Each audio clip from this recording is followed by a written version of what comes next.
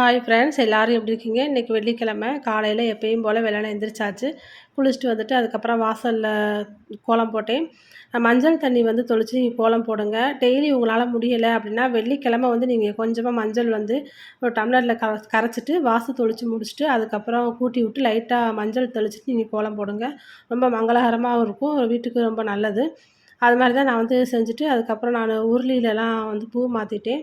இன்றைக்கி பிச்சிப்பூ வந்து போட்டுட்டு அது மேலே வந்து ரோஸ் வந்து வச்சேன். பன்னீர் ரோஸு பார்க்குறதுக்கு ரொம்ப அழகாகவும் இருந்துச்சு, நல்லா வாசனையாகவும் இருந்துச்சு. அதுக்கப்புறம் சாமி செல்ஃபில் போயிட்டு அங்கேயும் போய் விளக்கெலாம் ஏற்றி வச்சுட்டு எப்பயும் போல் பத்தி சூடம் சாம்பிராணி எல்லாமே நான் வந்து காமிச்சிட்டு அதுக்கப்புறமா நல்லபடியாக இன்றைக்கி வெள்ளிக்கிழமை நான் எந்திரிச்சிட்டு என்னோடய பூஜை வேலையெல்லாம் நான் வந்து முடிச்சிட்டேன். இப்படி தான் ரொட்டீனாக நான் வந்து டெய்லி வந்து நான் பண்ணுறது.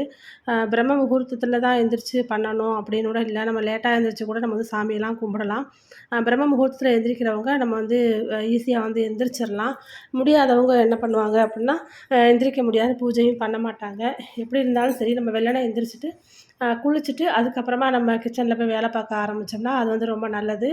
அது மாதிரி வந்து நீங்கள் செஞ்சுக்கோங்க. நீங்கள் 6 மணிக்கு எந்திரிச்சாலும் பரவாயில்ல, எந்திரிச்சோன்னே குளிச்சுட்டு வந்துட்டு அதுக்கப்புறம் நீங்கள் மற்ற வேலையெல்லாம் நீங்கள் பார்த்தீங்க அப்படின்னா நமக்கு வந்து ரொம்ப நல்லது.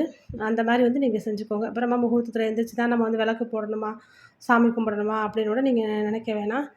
இப்படி நம்ம வந்து செஞ்சுக்கலாம். அதுக்கப்புறம் பூஜை ரூமில் சாமி கும்பிட்டுட்டு நான் வந்து கிச்சனுக்கு வந்துட்டேன். அங்கே வந்து அன்னபூரணிக்கும் பிரசாதம்லாம் வந்து மாற்றி வச்சுட்டு அதுக்கப்புறம் அங்கேயும் விளக்கேத்திட்டு பூவெல்லாம் போட்டு சாமி வந்து கும்பிட்டேன். அதுக்கப்புறம் கிச்சனில் வேலை பார்க்கும்போது நமக்கு மைண்ட் வந்து ரொம்ப ரிலாக்ஸாக இருக்கும். நான் சொன்ன மாதிரி தான் பத்தி, சாம்பிராணி அந்த வாசனையோடு நம்ம சமைக்கும்போது ரொம்ப நல்லாயிருக்கும். இன்றைக்கி காலையில் சாப்பாடு வந்து நைட்டு வந்து சப்பாத்தி சுட்டிருந்தேன். அது கொஞ்சம் நிறையா வந்து மிச்சமாயிருச்சு. சரி அதையே வந்து பிள்ளைங்க சாப்பிட்டு போகும்னு சொல்லவும் சரி அந்த சப்பாத்தியை நான் வச்சுட்டு நேற்று வச்ச சுண்டைக்கடலையும் உருளைக்கிழங்கு குழம்பு வந்து கொஞ்சம் இருந்துச்சு. அதை தொட்டு அவங்க சாப்பிட்டுட்டு ஸ்கூலுக்கு வந்து கிளம்பிருவாங்க. அதுக்கப்புறம் லஞ்சுக்கு என்ன செய்கிறது அப்படின்னு பார்ப்போம். லஞ்சுக்கு வந்து இன்றைக்கி வெண்டைக்காய் மாங்காய் போட்டு சாம்பாரும், வெண்டைக்காய் பொரியல், அப்புறம் மீல் மேக்கர் வந்து கிரேவி மாதிரி செஞ்சுருந்தேன். அதுக்கு வந்து இப்போ எல்லா காயும் எடுத்து நல்லா கழுவிட்டு அதுக்கப்புறம் அதை வந்து வெட்டி சுத்தம் பண்ணிவிட்டு நம்ம சமைச்சிருவோம்.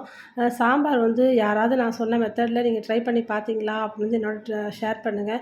கண்டிப்பாக அந்த டேஸ்ட் வந்து உங்கள் எல்லாேருக்கும் பிடிக்கும். நான் வந்து எங்கள் வீட்டில் என்ன ஃபங்க்ஷன் வச்சாலும் என்னைய தான் வந்து சாம்பார் வந்து வைக்க சொல்லுவாங்க. அந்த சாம்பார் வந்து அவங்களுக்கு ரொம்ப பிடிக்கும். ஏன்னா துவரம்பருப்பு 1/4 கிலோ வாங்கி நான் சாம்பார் வச்சேன்னா 100 கிராம் வந்து பாசிப்பருப்பும் சேர்த்து நான் அதோடு போட்டு சாம்பார் வைப்பேன். அதனால் டேஸ்ட் வந்து ரொம்ப சூப்பராக இருக்கும். துவரம்பருப்பு ஃபஸ்ட்டு கொஞ்சம் வேக போட்டு அதான் அரை வேக்காடை வெந்தோடனே காயோடு சேர்த்து பாசிப்பருப்பையும் போட்டு நம்ம வேக வைக்கணும். பாசிப்பருப்பு முன்னாடியே போட்டிங்கன்னா குழஞ்சி போயிடும். அதனால் காய் போடும்போது பாசிப்பருப்பை போட்டோம் அப்படின்னா சாம்பார் வந்து சாப்பிட்றதுக்கு டேஸ்ட்டாகவும் இருக்கும். வெண்டைக்காய் வந்து 2 பகுதியாக வெட்டியிருக்கேன். ஒன்று வந்து பொரியலுக்கும், இன்னொன்று வந்து சாம்பாருக்கும். சாம்பாரில் போட்ட வெண்டைக்காய் எனக்கு ரொம்ப பிடிக்கும். அதனால் 2 பகுதியாக பிரித்து நான் சாம்பாரில் கொஞ்சம் வெண்டைக்காய் போட்டு கொஞ்சம் வெண்டைக்காய் வந்து நான் பொரித்து வச்சுருந்தேன். துவரம்பருப்போடு சேர்த்து தக்காளி, மாங்காய் எல்லாமே வந்து நல்லா வெந்துருச்சு. அதோடு சேர்த்து இப்போ வெண்டைக்காவை வந்து இது மாதிரி நல்லா வதக்கிட்டு அதில் சேர்த்தோம்னா தான் வேகும். இல்லை நீங்கள் வதக்காமல் போட்டிங்க அப்படின்னா அந்த சாம்பார் வந்து விழுவிழுப்பாக இருக்கும், ஒரு மாதிரி கொல கொலன்னு இருக்கும், நல்லா இருக்காது சாப்பிட்றதுக்கு. வதக்கிட்டு தான் நம்ம வந்து சேர்க்கணும். இப்போ அந்த பருப்போடு சேர்த்து நான் காயை வந்து நான் போட்டுட்டேன்.